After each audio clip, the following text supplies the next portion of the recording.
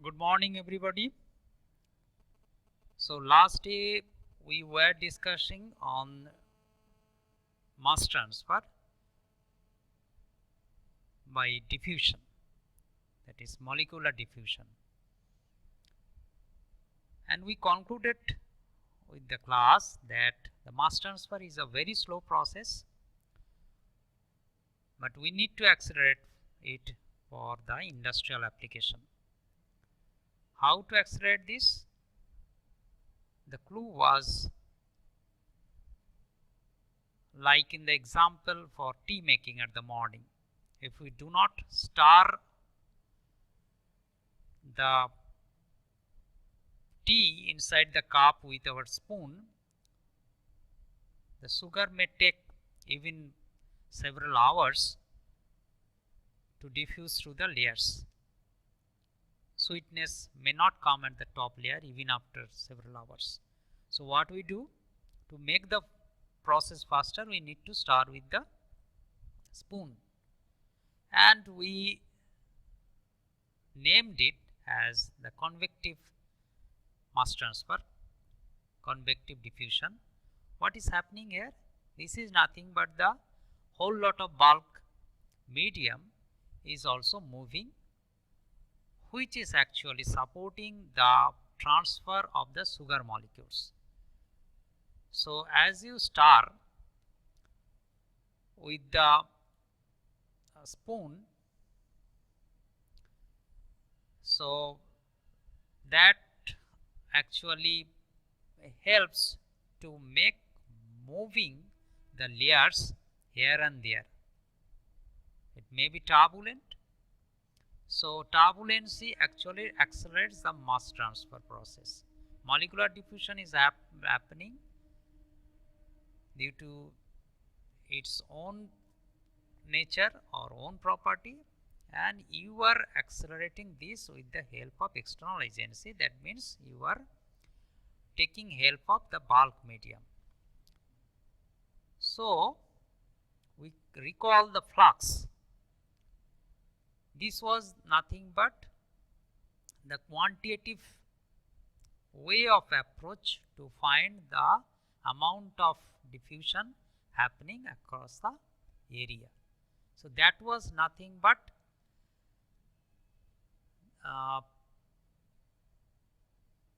amount of a particular species that passes per given time through a unit area normal to the vector, that is normal to the direction of the flow, direction of the diffusion, and that is given by Fick's first law for basic molecular diffusion. So if we add the knowledge of bulk motion, then what we should be arriving at?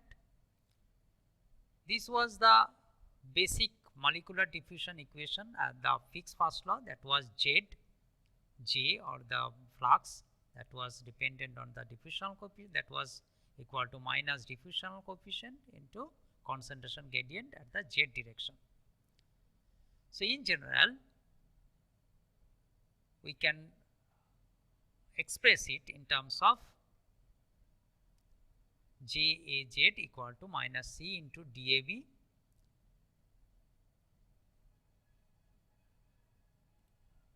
into DYA by DZ. Or if we continue it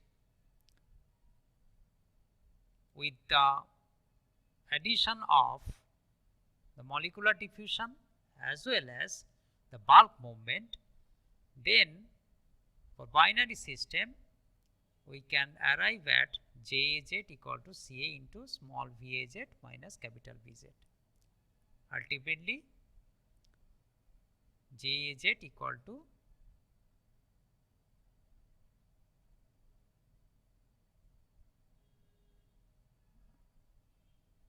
minus C into DAB into DYA by DZ, or rearranging we get CA VAZ equal to minus C into DAB DYA by DZ plus CA into VZ, and total velocity will be coming as 1 by C into CA VAZ small VAZ plus CB small v VZ.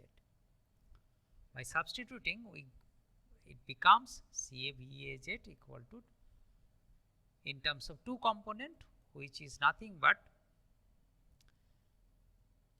the flux component of component A and the flux component of component B.